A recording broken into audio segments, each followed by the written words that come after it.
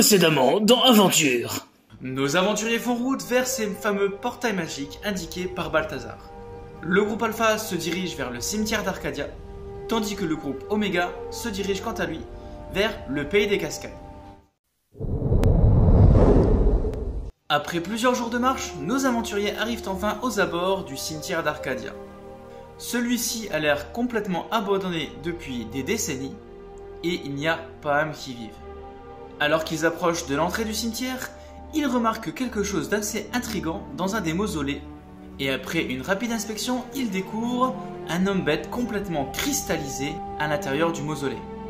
À ce moment-là, Balthazar fond en larmes, il vient de découvrir son frère. Impossible de savoir s'il est encore vivant ou s'il est déjà mort, mais il est complètement recouvert de cristal impossible à briser. Plus encore, nos aventuriers trouvent également un chemin de cristaux qui les mène plus profondément dans le cimetière. Arrivés au cœur du cimetière d'Arcadia, nos aventuriers décident d'entrer dans la chapelle. Ils y découvrent une trappe qui descend dans les profondeurs de la terre. Après de longues minutes à arpenter ces couloirs sous la terre, nos aventuriers tombent sur une grotte remplie de cristaux. Ils en prennent d'ailleurs quelques échantillons dans leur poche, et Artus arrive même à déceler que ce sont des cristaux faits de magie pure.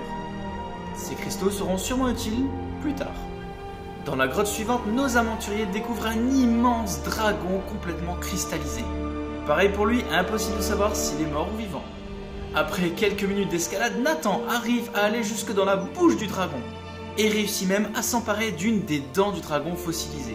Il s'empresse de la mettre dans son sac à dos, cela pourra lui être très utile pour la suite. Encore quelques couloirs à passer et nos aventuriers arrivent enfin à la salle où se trouve le portail magique.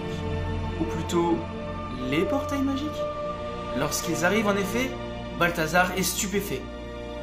Là où il n'y avait qu'un seul portail magique à son arrivée, maintenant, il y en a 4. Le groupe Oméga, quant à lui, fait route vers le pays des cascades. Cette région assez éloignée est un peu une sorte de cité-état. En effet, ils ne sont pas régis par le cratère, ni par les pays extérieurs. La carte de Balthazar est assez précise pour trouver la bonne cascade où se cache le portail magique. Cependant, arrivés sur place, nos aventuriers se rendent compte que dans le pays des cascades, eh bien, il y a beaucoup de cascades. Il est donc très difficile de s'y perdre et de se repérer. Après de longues minutes à chercher, Stella se rend compte qu'il y a un petit bruit qui les dérange. Malgré le bruit assourdissant des cascades qu'il y a tout autour, Stella arrive à déceler quelques petits splashs, comme si quelqu'un venait de plonger à côté d'eux. Nos aventuriers sont donc sur leur garde. Et c'est quelques minutes plus tard que Emily se fait attaquer par un homme poisson qui jaillit d'une cascade. Celui-ci n'a pas vraiment l'air comme les autres hommes bêtes que nous avions croisés, il a l'air plus primitif, animal. Il ne parle pas et il ne fait que pousser des cris indistincts. Et il fonce directement sur Emily qui se fait toucher à son bras. Nos aventuriers répliquent de plus belle avec toutes leurs attaques. Certains n'y arrivent d'ailleurs pas des masses. Beaucoup d'échecs critiques dans ce combat. Mais devinez qui achève le monstre. Non, sérieusement, devinez. Bah oui, c'est son frère encore une fois, évidemment. Et comme d'habitude, avec une réussite critique. Elle tranche littéralement l'homme poisson en deux. Et Raphaël, qui était un peu dégoûté de ne pas avoir porté le coup final, utilise sa rage de barbare pour faire de la bouillie avec le poisson. Et il envoie valdaguer la tête du poisson direction Castelblanc.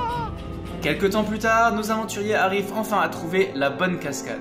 Ils s'enfoncent dans cette grotte qui était dissimulée par l'eau et arrivent près d'un lac souterrain. Celui-ci est entouré d'une mousse verdoyante et même une mousse fluorescente. Nos aventuriers en prennent d'ailleurs quelques bouts dans leur sac. Enfin arrivés à la salle du portail, Ceux-ci sont un peu perplexes. En effet, Balthazar leur avait dit que des piliers illuminés entouraient le portail. Sauf que, à leur arrivée, les piliers sont complètement éteints.